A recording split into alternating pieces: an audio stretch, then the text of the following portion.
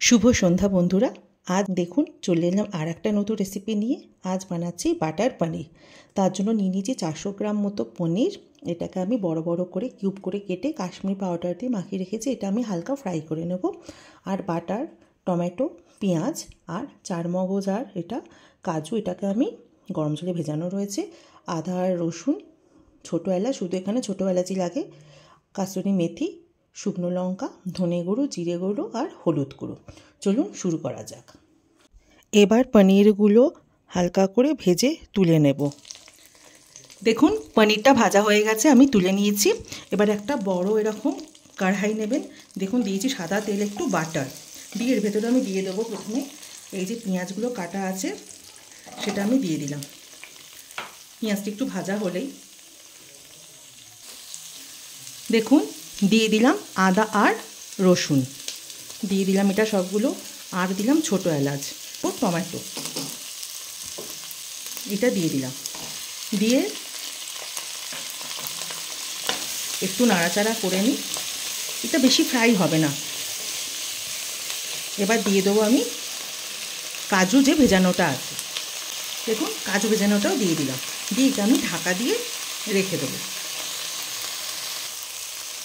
টমেটোটা এরকমভাবে নরম যখন হয়ে যাবে এটাকে আমরা তুলে ঠান্ডা করে নেব। নিয়ে গ্যাসটা বন্ধ করে দিলাম।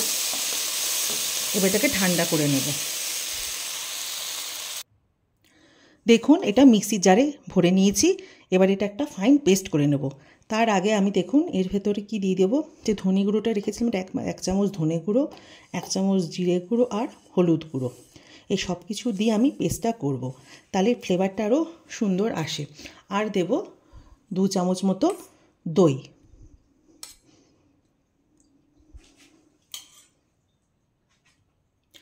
দেখুন পেস্ট হয়ে গেছে। এবার একটা এরকম বড় ছাঁকনির ভেতরে দেখুন ঢেলে দেবেন। দিয়ে এটাকে ভালো করে গ্রেভিটাকে বের করে নেবেন, নাহলে এই মুখে না ছিপড়ে ছিপড়ে মতো পড়ে। চলুন এটা ঘষে নিই।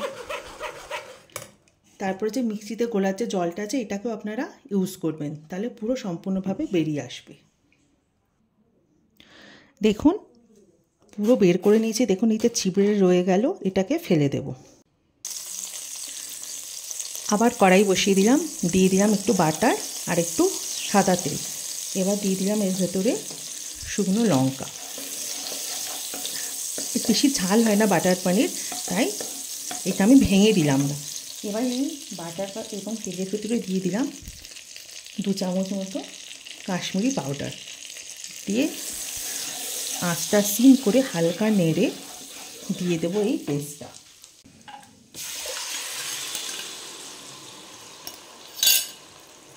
এই ছাঁকনি দিয়ে যে আমি আপনাদের বের করে দেখালাম, এই স্টেপটা একদম মিস করবেন না। দেখুন দিয়ে দিলাম আন্দাজ করে নুন, আর দেব একটু অল্প চিনি। দিয়ে হালকা নেড়ে চেড়ে এটা চাপা দিয়ে দিলাম। এটা অবশ্যই চাপা দেবেন, নাহলে এটা না খুব ছিটকায়। ব্যাস একটু ফুটে উঠলেই পনিরগুলো দিয়ে দেবো। দেখুন এটা ফুটে গেছে। দিয়ে দিলাম কসুরি মেথি আর দিয়ে দিলাম যে ভাজা পনিরগুলো।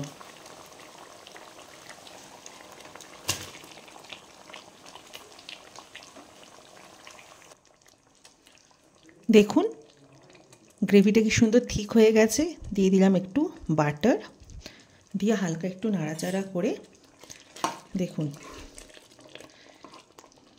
কি সুন্দর কালার এসছে। ব্যাস এবার এটাকে আমি সার্ভ করব। একটু ধনেপাতা ছড়িয়ে দিই।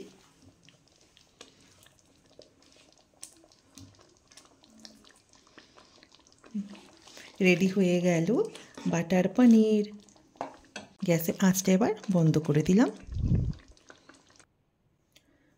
দেখুন তুলে নিয়েছি। কেমন হয়েছে অবশ্যই জানাবেন, আর আপনারাও বানাবেন। ধন্যবাদ।